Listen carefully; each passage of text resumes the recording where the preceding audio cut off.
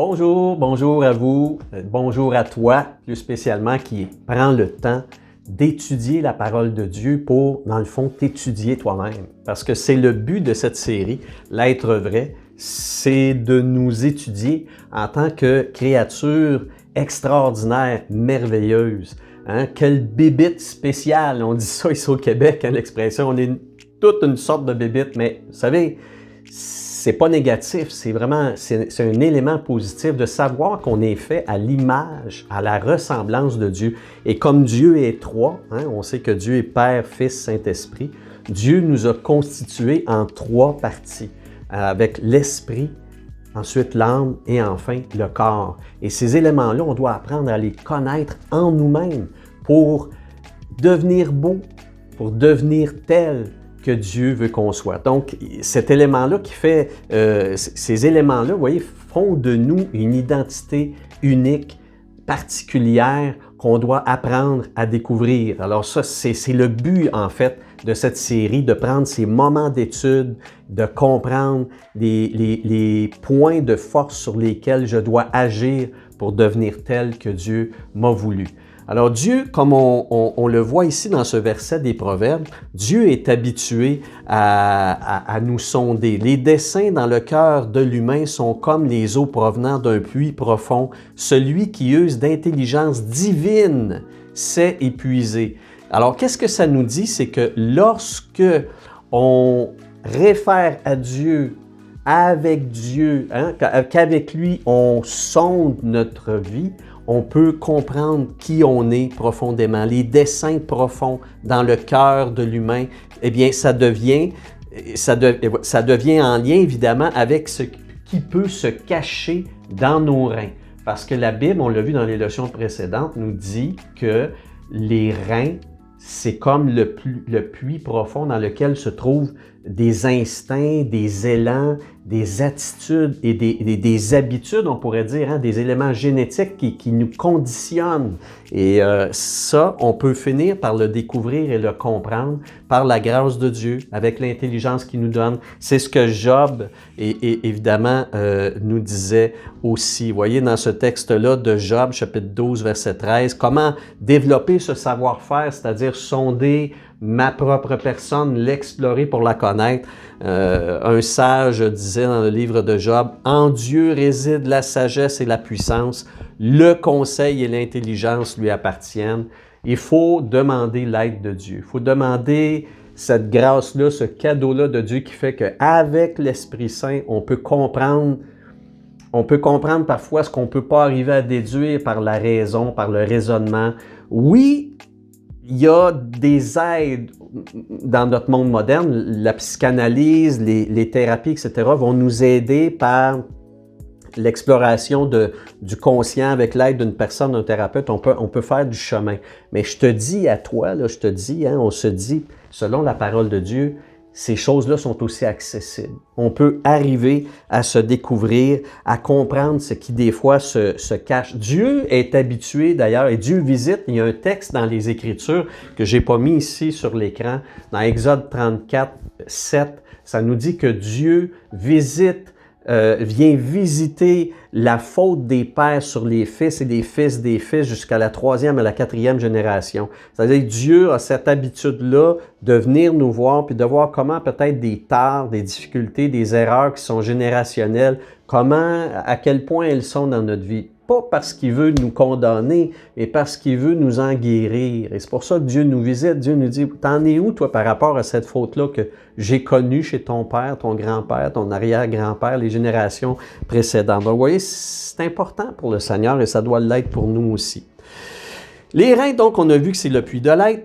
Notre conscience morale, c'est-à-dire notre volonté de bien faire les choses, c'est-à-dire ceci est mauvais, ceci est bon, peut refuser en nous la manifestation de pulsions qu'elle n'aime pas.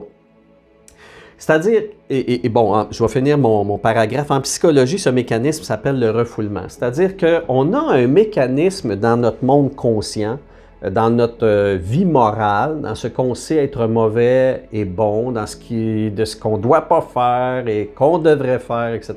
Ça, ce monde-là de la morale consciente peut être tellement importante et puissante que parfois on va se cacher à nous-mêmes des éléments qui seraient à guérir, à soigner, à être purifiés. On va se le cacher, on ne voudra pas s'admettre à soi qu'on a telle pulsion, telle tendance, tel instinct qui est néfaste. Parce qu'il y a des instincts qui ne sont pas néfastes, hein, les instincts de survie, et il y a des instincts profonds qui sont là, qui sont corrects, mais il y a des instincts qui peuvent être mauvais. Alors, notre monde conscient, notre morale consciente des fois, notre morale chrétienne, oh mon Dieu, je ne suis pas de même, moi je ne ferais jamais une chose comme ça, et parfois en bloquant, en se bloquant à soi-même le droit de se voir tel que Dieu nous voit, eh bien, on empêche la purification du puits de notre être. Et puis, on se retrouve peut-être régulièrement dans notre vie avec des comportements qu'on ne comprend pas. On se dit, je ne sais pas pourquoi, il y a des fois, je tombe et puis... Bon, alors ça, ce phénomène-là de ne pas vouloir sonder notre puits profond, en psychologie, on appelle ça le refoulement. Alors, on dit, le refoulement, vous voyez, on a la définition, le refoulement est une retenue agissant comme une barrière automatique sur notre conscience. Par contre, le refoulement peut gérer la source, le refoulement ne peut gérer la source de nos pulsions. Ce que je veux dire, dans le fond, c'est que quand on a tendance, volontairement ou involontairement, à refouler des instincts profonds parce qu'on veut pas les accepter à nous-mêmes. En passant, je fais une parenthèse, on ne veut pas les accepter à nous-mêmes parce qu'on ne s'aimerait pas. Hein? On ne s'aimerait pas de savoir qu'on aurait une tendance à être violent ou à être méchant de temps en temps. On ne s'accepterait pas. Ce qui est bizarre, c'est que Dieu, lui, il le voit. On aurait peur de décevoir Dieu aussi, peut-être, mais le gag, c'est que Dieu le sait, lui, déjà, qu'on a ce problème-là instinctif profond qui est en nous, peut-être par une génétique familiale ou par le surdéveloppement, ou en tout cas, il y a quelque chose qui est arrivé qui a fait qu'on peut avoir cette problématique-là. On se la cache à soi parce qu'on aurait honte d'être comme ça, mais pourtant, Dieu la voit. Alors, disons-nous, regardons-nous dans le miroir et acceptons de nous voir tel qu'on est, hein, même dans des zones qui sont peut-être sombres, qui nous décevraient à nous-mêmes. Mais bon, écoutez, Dieu continue de nous aimer, hein, même si Dieu sait qu'il y a des méchancetés qui sont cachées en nous qu'on ne s'est même pas donné le droit de réaliser. Vous m'avez suivi, là?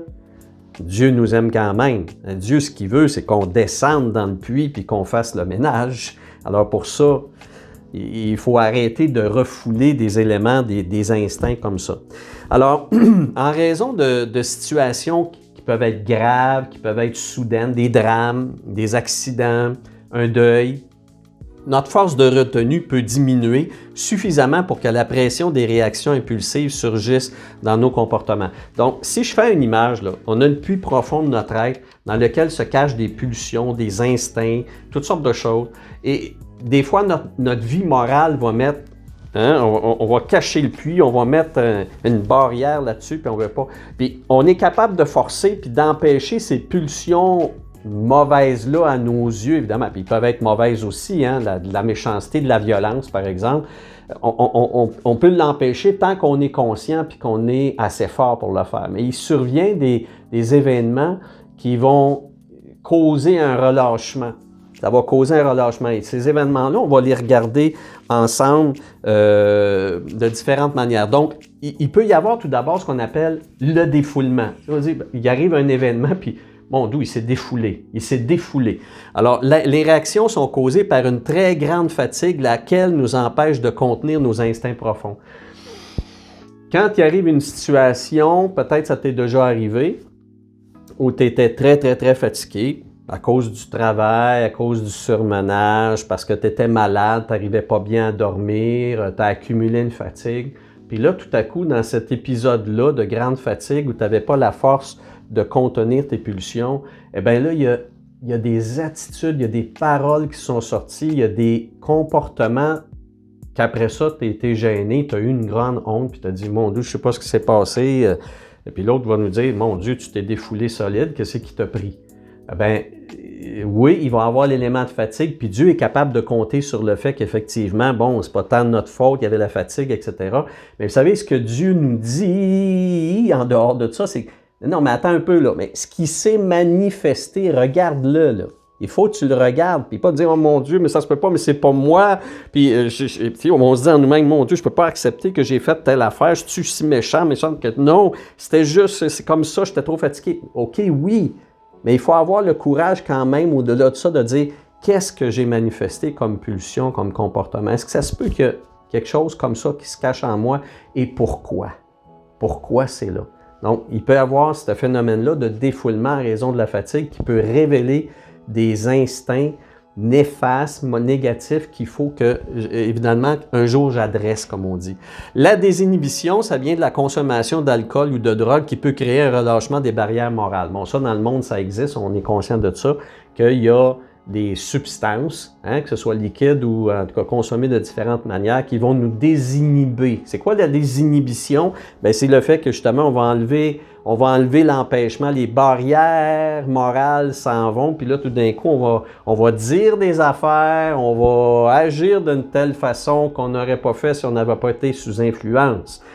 Alors là aussi, il y a des éléments qu'il faut regarder des fois et dire, mon Dieu, comment ça fait que ça se cachait en moi, puis ça vient d'où ça, puis oui, je peux avoir honte d'avoir fait ceci, cela, mais au-delà de ça, est-ce qu'il n'y a pas quelque chose que je dois guérir et soigner et purifier? Okay?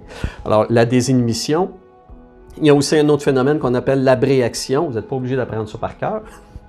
Une crise, bon, c'est ce que je disais tout à l'heure, il peut y avoir un drame. L'abréaction, c'est, il y a un choc. Il y a un choc nerveux venant d'un décès, un accident, un scandale tout d'un coup. Par exemple, dans l'Église, par exemple, chez un frère, ça monte d'où, puis on a un choc là, peut faire s'effondrer la volonté de retenir ses pulsions. Mais ça arrive. Il va arriver, par exemple, dans une vie de communauté de foi, une Église, comme on appelle, que là, bon, un scandale apparaît, puis là, tout d'un coup, du monde qui, dans l'Église, était tout le temps très contenu, dans leurs paroles, puis dans leur comportement, à un moment donné, comme on dit en bon québécois, ils ont pété une coche. Ils ont pété une coche. Ce phénomène-là, c'est connu psychologiquement, que ce soit dans l'Église ou pas dans l'Église, ça s'appelle l'abréaction. Bon, une fois cela dit, mais une fois cela fait, comme je dis depuis tantôt, si on a manifesté ce genre de choses-là, il y a lieu, après coup, devant le Seigneur intimement, de dire, Seigneur, bon, pourquoi j'ai fait ça? Est-ce qu'il y a quelque chose à guérir dans ma vie parce que je ne veux pas revivre ça? Si jamais il arrive un nouveau drame, je ne veux pas encore péter une coche puis me mettre à dire des affaires ou à me comporter d'une manière qu'après coup, je vais vraiment avoir honte. Et enfin, une autre manière de refouler, c'est la catharsis de groupe. Ça aussi, c'est particulier. L'emportement dans un phénomène de groupe qui fait sauter les retenues par des manifestations tout autour. Bon, ça, moi j'ai vu ça dans des rassemblements chrétiens, j'ose le dire ici, là, qu'à un moment donné, dans un phénomène de louange et de prière, puis tout ça, il y a comme, pouf! À un moment donné, j'ai vu, moi, des personnes s'effondrer, que ce soit dans des larmes, des pleurs, ou d'autres dans des cris, de la peur, de l'angoisse, du tremblement. Puis là, tu te demandes, mon Dieu, là, l'Esprit de Dieu se manifeste de différentes... Ouais, ben il y a du catharsis aussi. Le catharsis, c'est un phénomène qui peut arriver autant au Centre Bell avec le Canadien de Montréal où les gens vont se comporter d'une façon parce qu'il y a le phénomène de groupe, t'es 22 000 personnes à crier comme des malades par rapport à quelque chose. Il y a un phénomène de catharsis où la personne va se comporter d'une manière qu'après coup, tu peux en rigoler. Bon là, si c'est dans le cadre d'un match... il n'y a rien de très néfaste peut-être nécessairement, mais revenons-en au monde de la vie chrétienne. Il peut arriver des phénomènes de catharsis dans des grands rassemblements chrétiens, puis les comportements qui peuvent surgir comme ça spontanément, puis que tu n'arrives pas à expliquer. Puis même la personne qui est en train de le vivre, elle ne sait pas comment l'expliquer. C'est pas un phénomène spirituel d'en haut, c'est un phénomène spirituel d'en bas, c'est-à-dire c'est l'être humain qui est en train ici de manifester quelque chose de profond en elle. Puis est-ce que c'est positif, est-ce que c'est négatif? Je vais vous dire après coup, il y a peut-être discussion à avoir. Moi, dans des rassemblements chrétiens, spécialement avec des jeunes, il y arrivait des phénomènes comme ça. J'ai eu à soigner des jeunes qui étaient en tremblement sur le sol comme ça, puis on pensait que c'était correct, mais moi en parlant, mais qu'est-ce que tu vis, qu'est-ce que tu ressens? Puis je sais pas, je tremble, j'ai pas de lèvres. C'est probablement des angoisses très profondes, puis là, j'avais pas le temps de faire du suivi psychologique, mais je suis intervenu par rapport aux peurs, à l'angoisse ou à tout ce qui était en train de se produire là dans la prière, etc. Mais une fois que la réunion est faite, puis qu'on est revenu correct, là, il y aurait lieu de revenir sur ce qui se manifestait pour dire, écoute, je ne suis pas sûr que ça venait de l'Esprit de Dieu, il y a quelque chose de bizarre qui se démontrait, et peut-être qu'il y a des éléments qui seraient à soigner ou à sonder ou à explorer. Alors, c'est ça. Je suis désolé de peut-être péter une balloune, de dire « Ah ouais, il se passe des phénomènes extraordinaires par l'Esprit de Dieu dans des événements comme ça. » Ouais, non, mais il y a des phénomènes qui sont carrément, et c'est correct aussi, c'est biblique, c'est carrément humain. C'est humain, parce que l'humain est fait de telle façon qu'il peut manifester des choses comme ça lors de grands rassemblements chrétiens. Alors, que faire, hein? Mes reins et mon cœur éternel. David, il connaissait la recette, ça ne veut pas dire qu'il l'appliquait tout le temps. Mes reins et mon cœur éternel sonde-les, c'est-à-dire, autrement, scrute et examine. Éprouve-les, hein? Vérifie, fais des essais, fais des tests avec moi. Éprouver, là, c'est passer des examens. Hein? Des fois, je dis ça au Seigneur là, quand j'ai échoué par rapport à une attitude ou en tout cas des comportements ou des paroles. Je dis à Dieu, ouais, j'ai pas passé le test. Là. Tu m'en redonnes un autre. Alors, David disait ça à Dieu aussi. Passe-les au creuset, c'est-à-dire fais fondre hein, pour en séparer les éléments et les purifier. C'est comme s'il disait à Dieu, aide-moi à éclairer, à éclaircir, à trouver c'est quoi la source de mes comportements. Que faire? David aimait Dieu et chantait même son désir de suivre ses lois. Pourtant, dans une période de fatigue et de solitude, vous lirez ça dans les Écritures, 2 Samuel, des instincts de conquête sexuelle ont surgi du puits de son âme.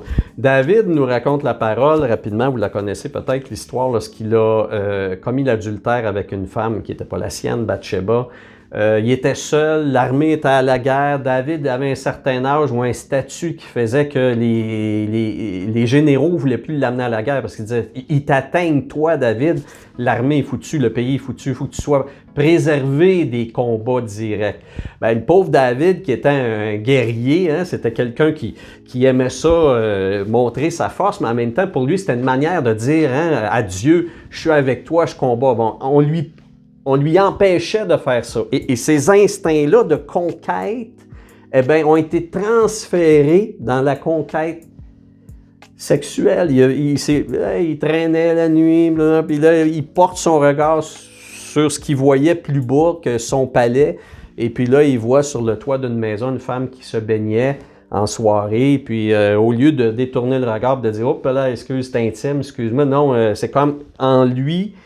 Cette énergie-là frustrée, hein, il était frustré de ne pas être au combat, cette soif-là a été transférée sur un regard qui a été maintenu, et puis bon, vous connaissez la suite. Alors, vous voyez, ça peut arriver même à celui qui connaît le danger de s'éloigner de l'observation de ses instincts.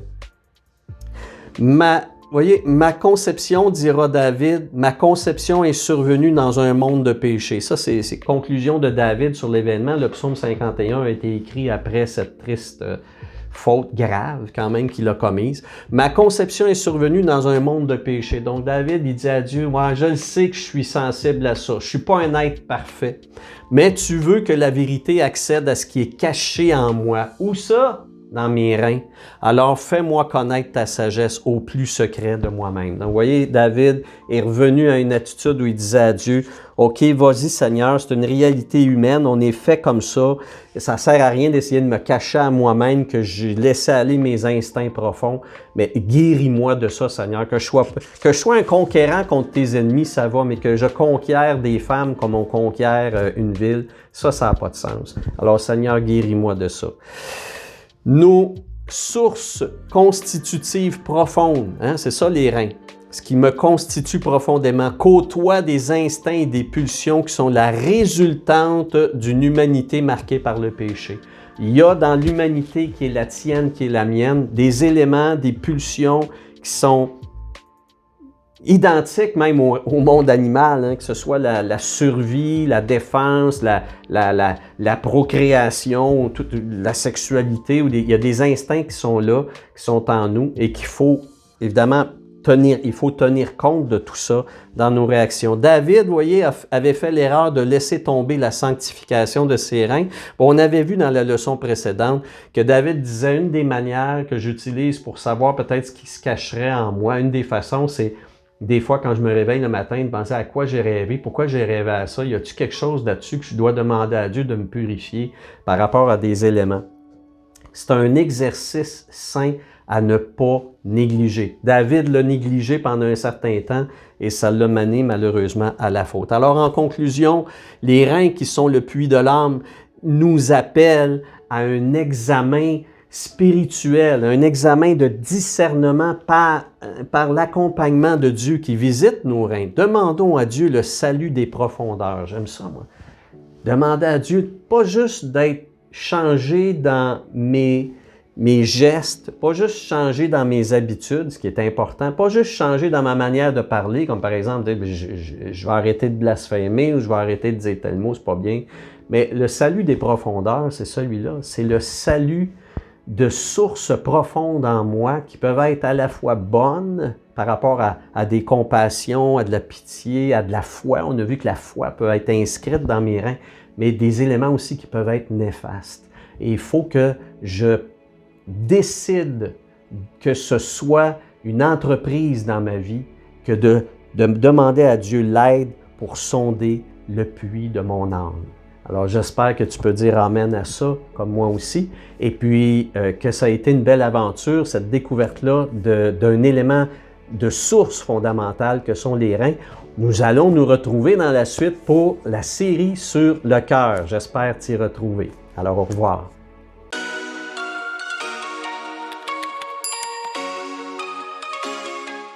Oui, je te connais, je vois ton cœur qui me cherche.